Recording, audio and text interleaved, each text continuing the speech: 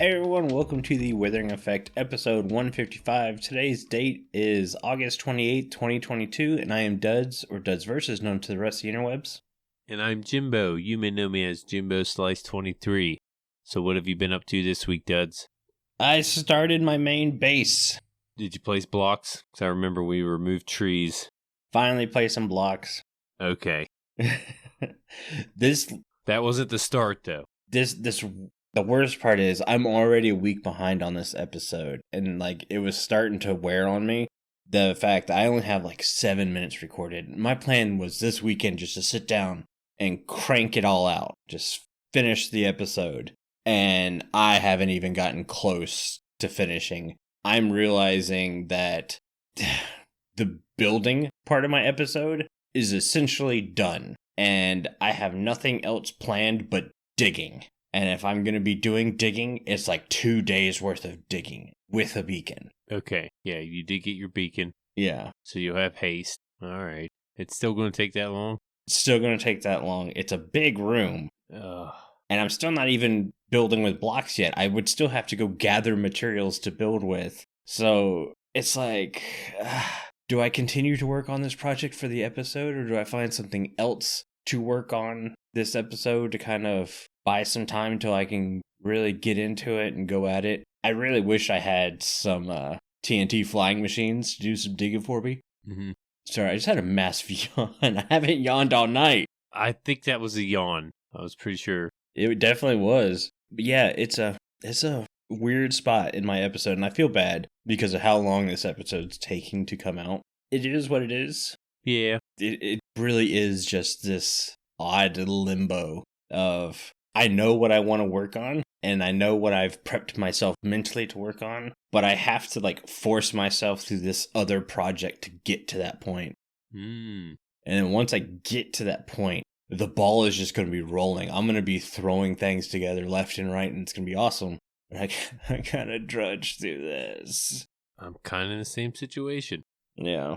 But other than starting my base, which honestly, I really like how my base looks. If you've watched me, first season of Comiccraft, that base, the fascia of that base, I took a huge inspiration from that. Okay. So it's a very nice throwback. And I'm doing this ultra modern ruined build this season. That's different. Yeah, there's two combinations of building themes that are very different from each other that I think's going to work very well when it's done. In the process of building it, it's going to look boring and bad. Huh. But when completed, it should look pretty good together. Okay. Other than that, I have retired my Xbox One controller. What? I have been using, for an Xbox Elite controller. Oh, I thought it was going to be something crazy. No. Like a mouse pad keyboard. No. Why would I ever use those? Can't use those to play Java Minecraft. You can turn to the left and right a little quicker? Yeah. But you can't spin without stopping. I can. Last week, I think it was, or last episode, talked about I found $100 laying around my room. Mm-hmm. And my controller itself, the left and right triggers were starting to fail. Every 3 to 4 clicks, they just wouldn't click.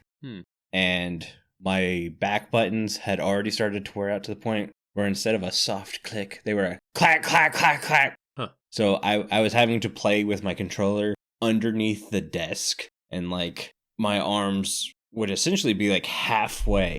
I don't know why I'm trying to show you guys. You can't see me. My arms were halfway underneath the desk to try to hide the sound. I can see it. Yeah. I can see it. So I ended up going and buying the Xbox Elite Series 2. It already comes with back buttons on the back side of it. It already works with my REWSAD program. All I had to do was get a new keyboard to put on the bottom of my controller. Because I still do need some keyboard functionality. Right. Yeah, I was going to ask. You were able to use that. You got a different one, not the same one. I bought the same keyboard attachment, just the newer version. Okay. So my old controller, I physically had to build that one. I epoxied buttons into it, epoxied the controller into it. And so there was no taking it apart. So yeah, I just kind of retired it. But I have the same functionality as I did before. I would have more if Xbox wasn't stupid. What did they do? My REWSAD program I have recognizes that the Xbox Elite controller has 4 extra buttons on the backside. Uh-huh. Will let you program those 4 extra buttons however you want. But the stupid Xbox app that you have to use to set up these profiles makes those back 4 buttons be one of the buttons on your controller. If you unmap it, it turns them off so they don't work anymore. I got excited for half a second because I thought I was like, man, I got 4 extra buttons to play with now. Heck yeah. Make them whatever you want. Yeah. Yeah. And then it was just like, Xbox was like, no. I was like, whatever. Yeah, what's the point? Yeah, it's still a really nice controller. You can tell it definitely is a much higher build quality than the one I had been playing on for the last 3 years. Yeah, that controller was 3 years old. I'm surprised it lasted as long as it did. Mm-hmm. Yeah, new controller, new duds. I did almost die on the way home from picking up my controller.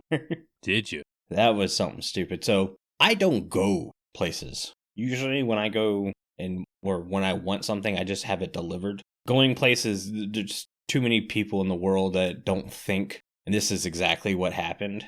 I was on the interstate coming home. I was in the right-hand lane. I had a car in front of me. I had a car behind me. And I had a car on my left-hand side. Mind you, if you are a car on the left-hand side and you're not actively passing the person to your right, do not get in that lane. Mm-hmm. I agree. That's what that lane's for. If you're riding next to me, so basically I had 3 cars box me in. And then a car tried to merge on the interstate. Well, it's going about the same speed as me. Then I see it tap its brakes. So I went, okay, it recognizes it needs to slow down to get behind me and this other car that's behind me also. Well, no, it tapped its brakes and then stomped the gas and then decided to just push its way into my lane. Luckily, the car to my left and the car behind me were paying attention, and they got out of my way because I had to whip the steering wheel and slam on I locked up. My car literally turned about 45 degrees and skid in the middle of the interstate. Oh, wow. Yeah, you did almost die.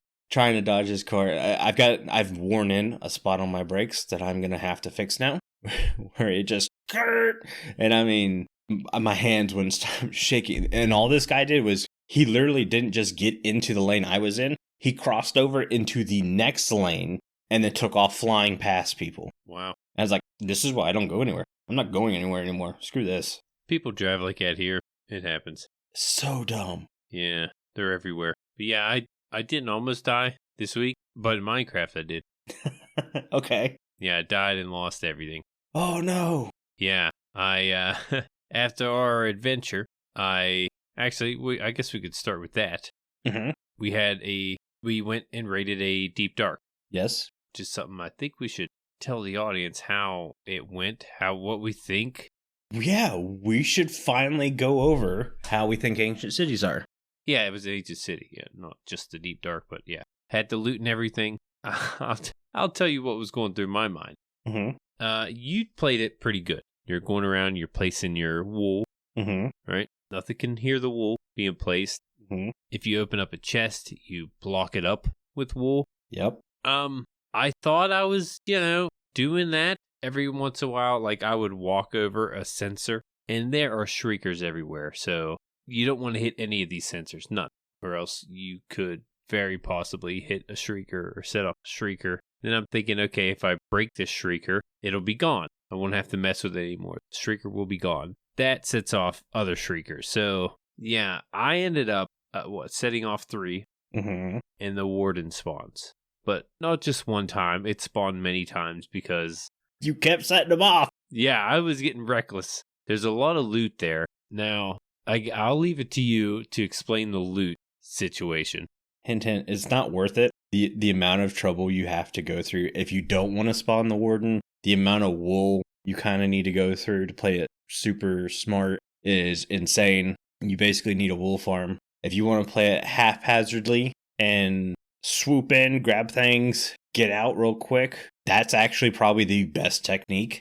Just don't worry about setting the warden off. Just pick a direction before the darkness hits and fly into it and hope you don't smack your head on anything. That's actually a very good strategic thing. Yeah. The ancient cities look beautiful. Mm-hmm. They are very cool looking. I'll give them that. Random mobs still spawn in them. Or spawn right next to them and walk in. Yeah, right outside of them. But you'll catch them in there every once in a while. I never saw one set off a Shrieker, so that was a good thing. But the loot, yeah. After playing with Swift Sneak 3 for a while, honestly, I could care less. Yeah. I don't think it's really worth it. Maybe Swift 1 or 2 is more my style. Not taking the full speed sneak. For backing, like, when are you constantly holding the crouch button? It's when you're walking backwards and placing blocks.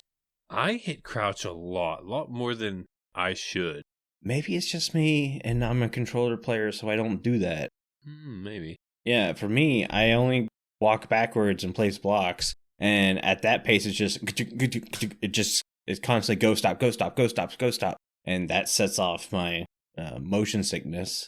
And it's like, yeah, you know what? This isn't the greatest thing in the world. Okay, yeah, you got the motion sickness thing. Yeah, so Swift Sneak 1 or 2 might be better. I haven't tried those yet. Yeah, I mean, sneaking in the ancient cities be ideal for Swift Sneak. Yes. No, you're absolutely correct. Yeah, because you gotta, I mean, even if you're not on wool, I'm always, my conscience is telling me to sneak regardless, just because it is terrifying. Once the warden comes, and my idea was, like you said, just fly away. He can't fly. He just fly away. Yeah, the problem with Jimbo's theory is I didn't have an elytra. Yeah, well, I had an elytra, and I couldn't see where I was flying. It gets so dark. I'm pretty sure that was the idea of this darkness, to where you couldn't fly away. You can run, but you don't know where you're running. You have to have an idea of your surroundings before you go in there. Now, I did find a way to get away a lot quicker, and that's ender pearls. True. No, you're right. My first thought was, I'm going to throw a pearl, and it's going to set something off when I land somewhere else.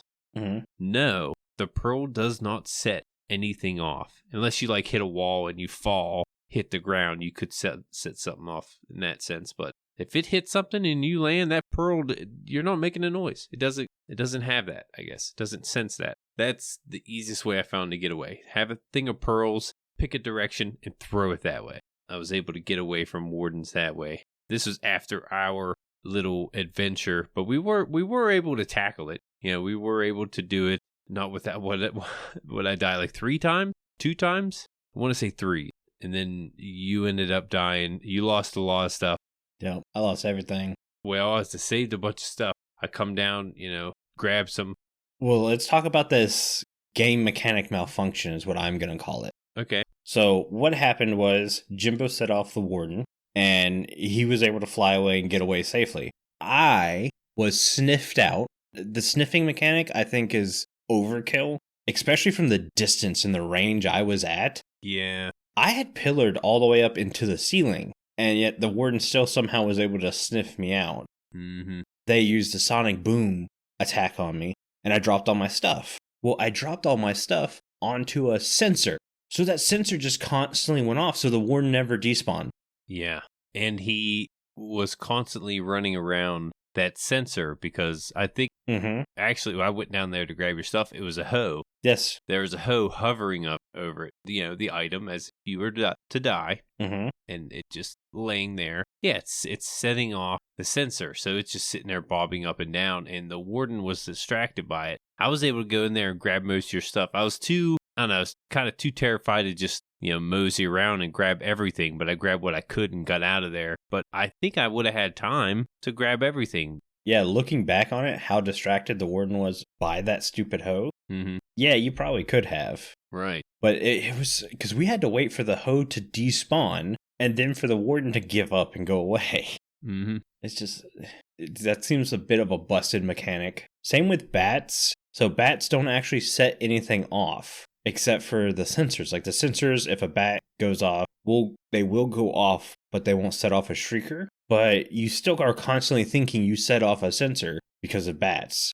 Yeah, it freaks you out. Mm-hmm. The sensor thing's pretty neat. It's a cool mechanic, but it's kind of scary just to hear it, just from being in that situation. Mm-hmm. I don't like the sound of it now, just from, trying to avoid it. Yeah. But luckily, we were together. We were able to grab most of your stuff. Mm-hmm. We did find, a Lena Rain. There were more echo shards in there than we initially thought. Yes, we didn't think you would be able to get one death compass. Yeah. From an ancient city. We ended up splitting our echo shards, and we had enough for 2 death compasses. Yeah, I went to the other city, and I think I got enough for 4 now. So there's echo shard. There's ways to get this compass. Yeah. Oh, and another thing, we went on a website to find a city. We're like, okay, it looks like there's one about so many thousands of blocks out. Mm-hmm. It's not that far. What was it? 5,000 by 6,000, something like that. Nothing crazy. We could fly there.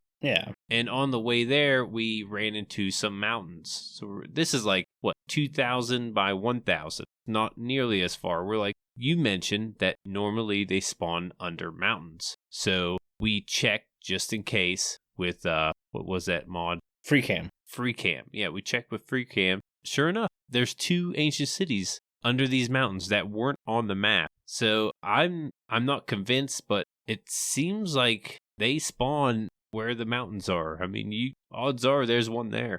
And that's what I heard. I heard if you find a pretty big mountain to check underneath it, because usually you'll find an ancient city there. Mm-hmm. And that's the whole reason I had stopped us and said, oh, well, hang on, let's go check real quick. Yeah. And sure enough. I don't think it was all that map. I don't think it generated on the website. I don't know. It's just weird. So yeah, you come across a mountain or looking for an ancient city, there's a way to find it. And I was a little, I don't know, put off about, them being so rare that you might need something to help you find it. But odds are there's one under a big mountain, then it shouldn't be a problem. Yeah, worked out real well.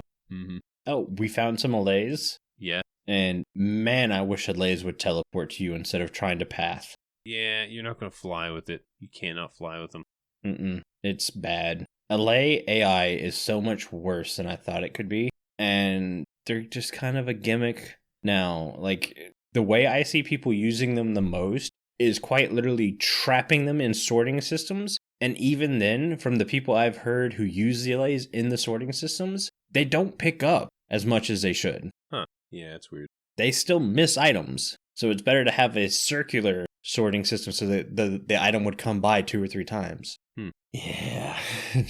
What's funny is I found my allay on the way back. Mm-hmm. I was in a boat and it couldn't keep up. I was in a boat going top speed. So it's you got to slow down for these things. And that's not, I don't know. Yeah, the teleporting, not even teleporting, speed them up. Just speed them up a little bit. True. Bedrock's listening live asking if you could fly with him on a lead. It breaks the lead really quick. Yeah, I've never tried it. I tried it once, and I snapped the lead twice before I realized it was better to just kind of glide, land, toss a couple items down, and then when they throw the items back at you, go ahead and try to gently take off, fly, land, toss a couple items down. I had mine on a lead at my base, and it kept breaking the lead on the pole. If it wants to get to you bad enough, it'll break that lead. So that's another thing to watch out for. It's best to keep them in boats or minecarts. Yeah. Or cage them up, which, doesn't sound too friendly. Yeah.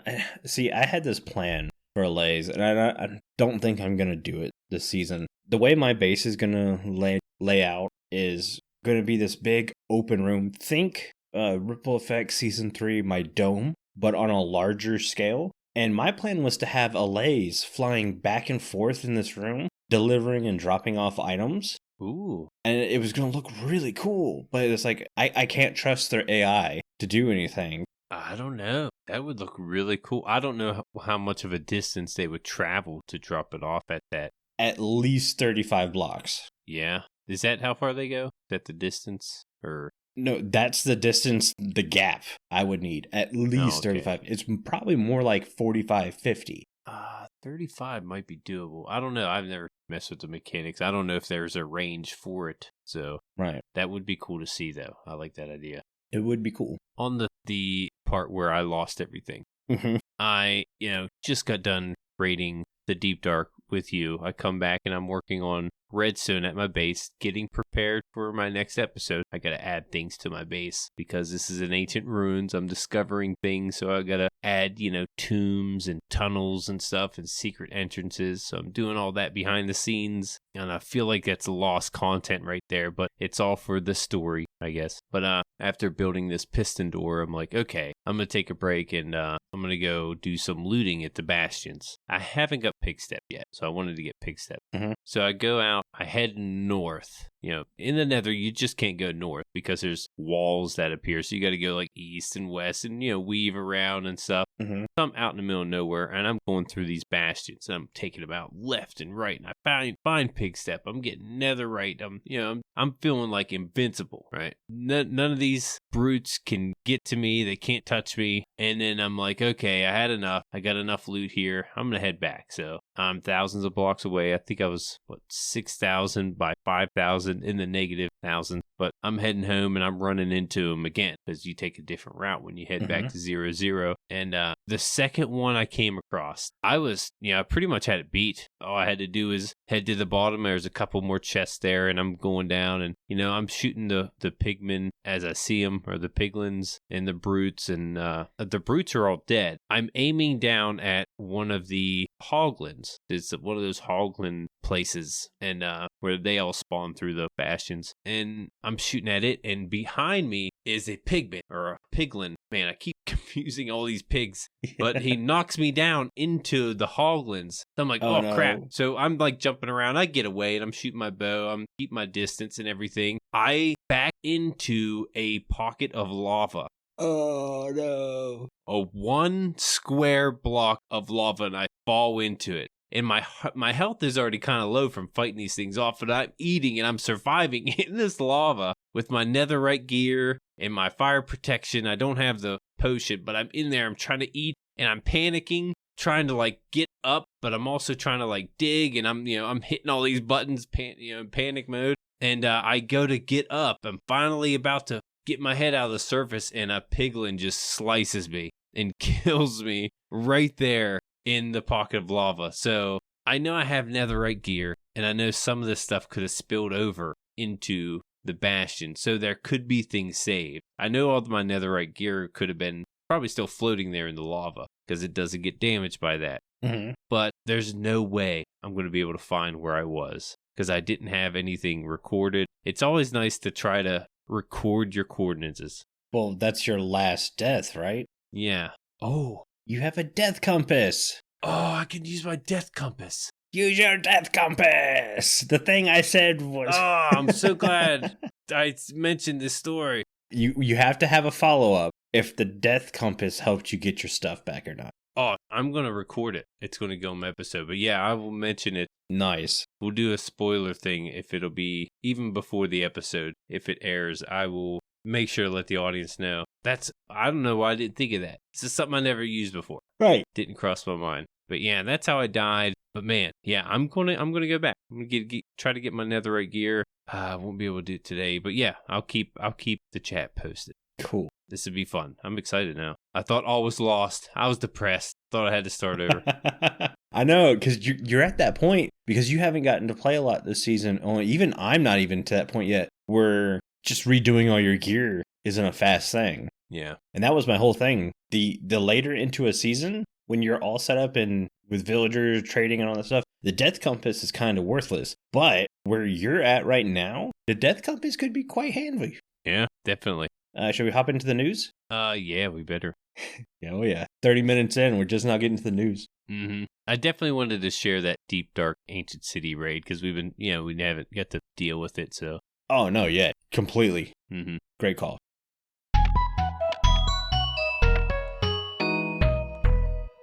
News! Yes. I'm excited because we finally have something to talk about when it comes to the news. Big news. Minecraft Live is October 15th. You guys guessed it on the date on Spotify. So I wanted to put, I think I guessed it within 11 days. Jimbo, did you guess it within a week? I don't know. When did I guess it? I forget. Because you won the last bet of the year. Oh, okay. And now the Spotifyers guessed it to the day. Right. Okay, I know what you mean. I think the Withering effect just predicts the future. What's weird is like what was there like 7 options? There's 7 options. Carl left, and the audience, most of the audience picked the 15th, so that was the winner, and it ended up being not even a week later after we gave the result.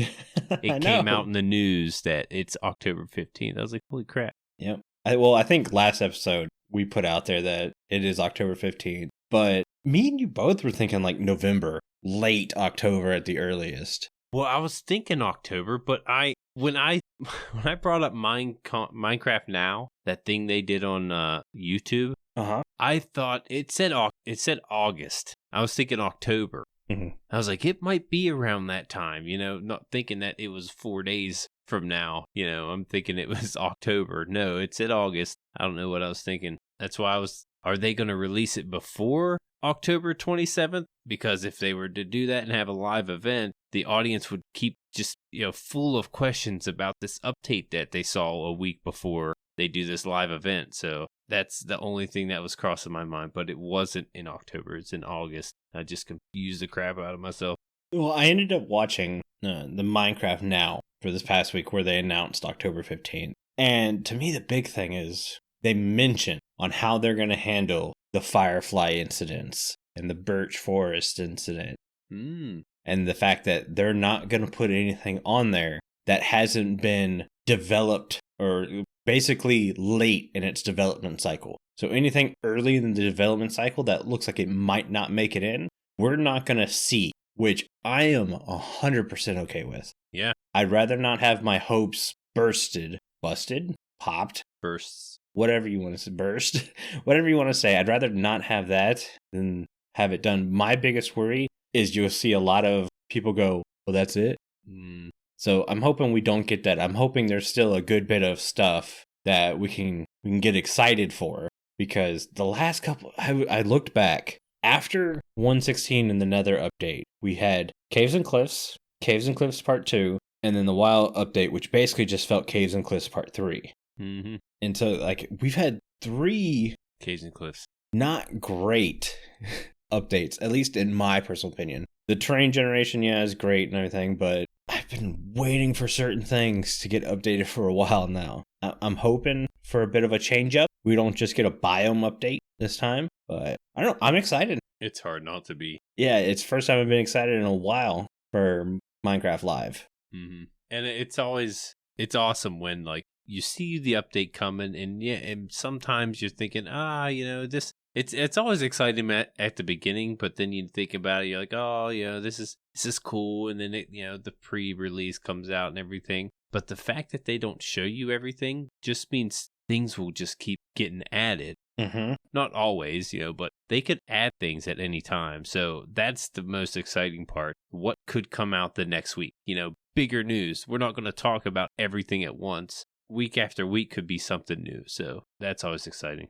Yeah, I think for the 1.16 Minecraft Live, now someone correct me, but as far as I remember, we only got Warped Forest, Crimson Forest, and Soul Sand Valleys. And then, like, later on in the development cycle, we got Bastions. And then really later on in the development cycle, we got Piglin Brutes. Like, Piglin Brutes was 1.16.2 or something like that. Yeah, I think so. Yeah, it was I think it was 0.2. Yeah. But Bastions, I remember, we're like, it could be next month that 1.16 gets released, and they're like, bam, here's a Bastion. I was just like, yeah. Wait, what? I remember us talking about, we have these, these new piglins. They got to have a place to live, so maybe there's a village, and we brought up different places where they could live, and then they gave us the Bastion, which is pretty on cue. Exactly. So yeah, I like that process. To where give us what we know we're getting, even if it's the bare minimum. Mm-hmm. Add things as they get polished, I guess. Yes, Bedrock is talking about they kill fireflies for the poison thing, not so for the technical reason. Yes, they did say that. We all know that's not true, though. It's got to be, because you had the same situation with parrots, and you just changed the parrot food source, so you should be able to do that again. In frogs. Oh wait, they did do that, and they made it slime. Right. But I think the real reason we don't have fireflies is because 2 little pixels didn't look good, probably caused excessive lag that you don't really need. The eating animation is pretty cool with the tongue and everything, and I think they wanted that, just in the swamp in general, but you still get it with the slimes. Slimes spawn in swamps, so you'll get to see it. Well, do they actually eat slime? I think they only eat the small magma. No, they'll eat slime and they'll drop the slime ball. Slime ball is how you breed them. Yeah, I know the slime ball is how you breed them, but I didn't know they would go ahead and eat baby slimes also on top of that and then poop out a slime ball. Mm-hmm. Cool. I haven't really messed with frogs that much. No, me neither. I'd like to. But yeah, there were some Bedrock updates, some small parity fixes, some crashing fixes. Honestly, if you're listening to us to get Bedrock news, I'm sorry. I kind of glance over the change logs and look for anything big. This is why we have Bedrock guests. It really is. They let us know about what's going on in Bedrock. Yeah, we got a new Dungeons trailer, but it kind of felt a lot like the other trailers. Not really telling me a lot, just more things riding around on horseback and such, waving banners, calling armies. Not the dungeons, the other. Oh, Legends, yes, Minecraft Legends, my bad. Yeah, I saw that. Yeah. Doesn't really tell you how the game is played, though. I'm sure it's based off of another popular way to play a game, and it's just a mechanic we're not used to. Yeah, it could be. I think that's it for the news. That's it for the news. There's some news, though. Got some news.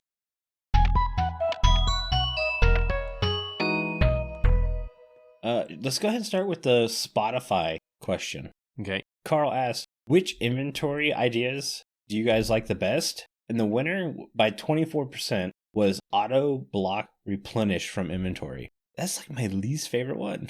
I kind of liked it. I mean, didn't you need some kind of enchantment for that? Or would it just be a thing? I don't know how it worked. I can't remember. Maybe it was just a thing to where if it's in your inventory, it'll automatically replenish the block that you're using, that you're placing. Yeah, I don't mind that one. Kind of liked it. But the other ones were what? Middle click from a distance. You liked that one. I wasn't too big into it. I liked it, but it wasn't my favorite one. Infinitory was my favorite one. And extra offhand slots seemed cool.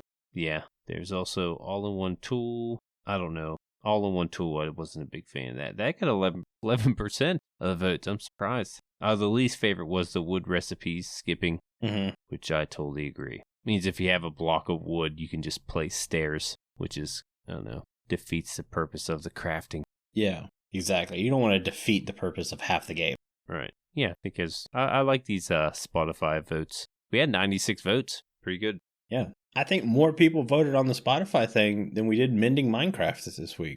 Yeah. I'm looking it up. Hang on. Voting channel. Yeah, it's definitely. Yeah, more people voted for the Spotify than Biome of the Week. Which is a Discord thing, so kind of makes sense. Yeah.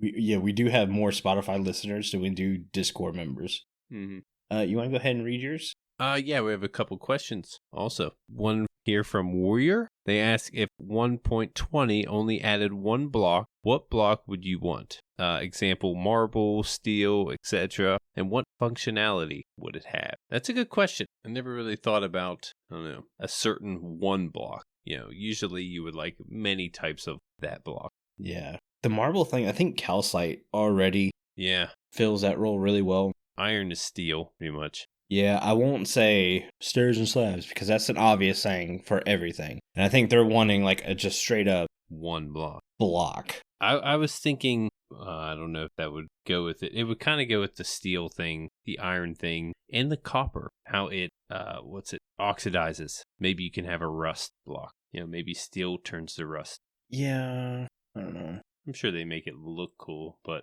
that's the only thing I could think of off the top of my head as of right now. Let me keep thinking it. I'll keep thinking. Well, you can't keep thinking. I'm thinking. Well, I gotta think. I had it in my mind when I wrote the question down for the notes, and then it all went away the second you read it. And it was some kind of alloy. What if we got something completely different, like a fog block? Ooh, like a cloud you can place. Huh?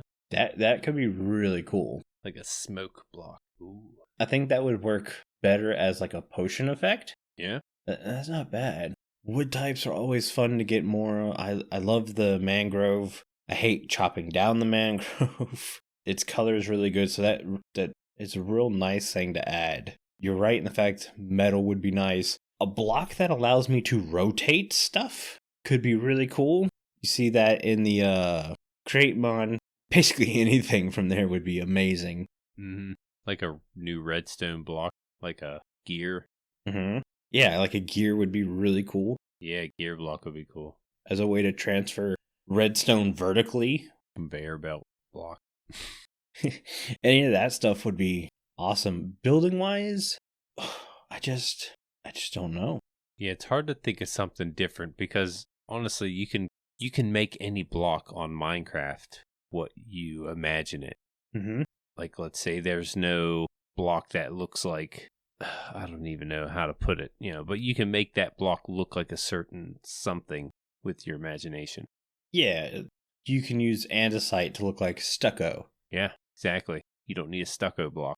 Yeah, which is really just terracotta, so. Right. But I do like his question. I'm curious if the Discord or anyone else can come up with a pretty unique block they would like to add. Yes, since we struggled so hard with that question. Mm-hmm. I'm sticking with the smoke block or fog block, one of the two. It's a good idea. Let's go ahead and move on to the second question. This comes from Jestix, one of our Channel 64 members, and they ask, lemons could be used or can be used for invisible ink, so they could have a variant of the sweet berry bush with yellow fruit you can harvest and use to make invisible ink. That sounds cool, one, because it adds a new bush to the game, uses a mechanic that's already in the game, so it shouldn't be that hard to add the lemon bush mechanic. I thought lemons were trees. They are. Okay. All right, let's keep that between ourselves. Yeah, but in making invisible ink is really cool too. The thing is, how would you see the invisible ink? Well, I could see it kind of like how we said, how we use glow ink to glow item frames. We can make them invisible now with the invisible ink. Oh, like straight up. You're not hiding the ink, you're hiding the item. Yeah, whatever you put the ink on. Yeah, it makes it invisible. Mm. I mean, there's kind of potions for that. All I could think is item frame is what you would ideally use it for. Yeah, that'd be the most common way. Maybe chests. Make a chest invisible. That'd be cool. See, like when it comes to the item frame, I actually like the item frame texture. The only thing I don't like about it is its hitbox being so large. Right. Yeah, same here. If I have a sideways chest, which 90% of the time I do, and I put an item frame on it, I have a very little hit range. And on a controller, it's tough. Mm-hmm. Yeah, I don't even use them that way anymore. If I had sideways chest, I can't put them on there. Yeah, exactly. But I was thinking like writing signs with invisible ink, books and stuff. The way to make invisible ink appear, at least from what I've seen, is you have to add heat somehow. So I guess you'd have to add like a campfire near it or something to get the ink show up. Mm. I don't know. It could be a cool way to hide item frames. Yeah, we have to use a mod to do that now, but it could be an in-game thing. Mm-hmm. But we'd have to add lemons first. Lemon bushes. Not lemon trees. If you bring in lemon trees, I mean, that creates the opportunity to add like banana trees and apple trees and stuff like that, which would be cool. It's weird having apples just come out of randomly fall out of oak trees, I don't know. So our wandering trader has a bunch of custom heads that we can trade for, and one of the heads is a bushel of bananas. I traded for as many of those things as I could, and I hung them up in my palm trees. Yeah. Looks so good. I don't know if I've seen it. It's by the starter house, so if you just walk by, you'll see them. Yeah, I had to have seen it. Probably just didn't realize what it was. Probably. Anyways, thank you guys for those questions. Those comments came from our Discord, and it's the only place where you can talk to everyone who works on the show easily. Just take YDYT's word for it. Hey everyone, I'm YDYT and I'm a member of the Withering Effect Discord. It's a great place to hang out with fellow listeners like me and to the people who work on the show. So join today and let's discuss the game we love. There are links in the show notes. Thanks for the Discord ad, YDYT, and speaking of the Discord, it's the only place you can get involved in our Mending Minecraft vote. This week we asked you to choose between one of 3 biomes for us to discuss and improve. Your choices were the Snowy Taiga, Bamboo Jungle, or Deep Ocean. And the winner of Mending Minecraft this week is...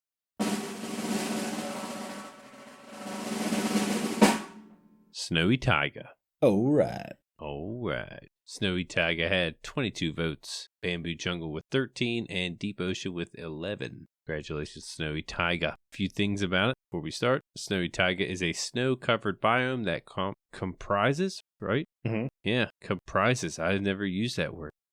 Biome that comprises a forest of spruce trees, ferns, and large ferns, usually generating adjacent to or within snowy plains. Structures such as villages, igloos, and pillager outposts can generate here. Now, after doing a little more digging, villages and pillager outposts only generate on Bedrock in this biome. Yeah, for Java players, you won't get any villages or outposts there. Some notable mobs that spawn in the Snowy Taiga are wolves, rabbits, and white foxes. Similar to the taiga biome, the snowy variant can generate ferns, sweetberry bushes, and spruce trees also. I think I mentioned that in the first line. But yeah, same thing as a taiga, just snow.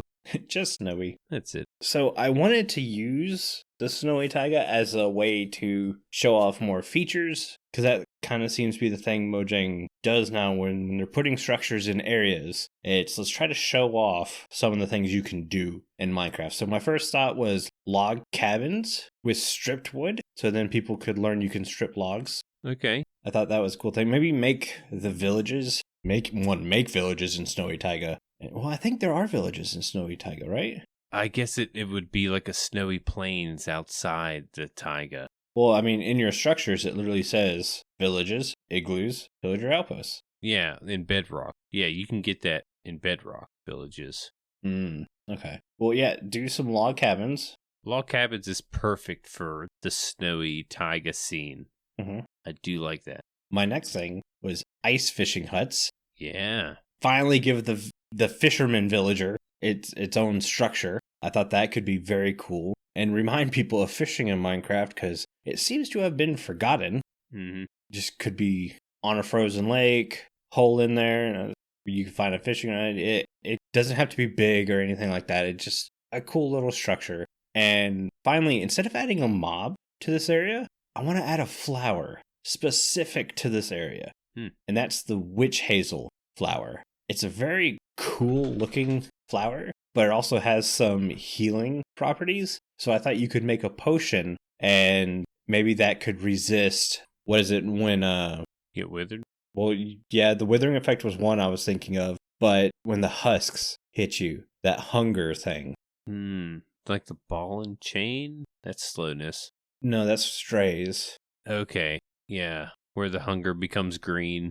Yeah, I'm pretty sure when husks get you. Is it when they get you? I think it's when you eat rotten flesh. No, I think that happens too. Okay. But I know the husk gives you an effect. Either way, the witch hazel could be crafted into a potion. I don't know, a potion of prevention or something. And it keeps those attacks from actually hurting you. Because we already have a way to get rid of them after they happen. You drink the milk and you're fine. But if you could have a way to prevent something like this from happening, it could be cool. And potion of prevention just rolls right off the tongue. It really does. What are you talking about? Mm-hmm. Yeah, I've never seen a witch hazel flower.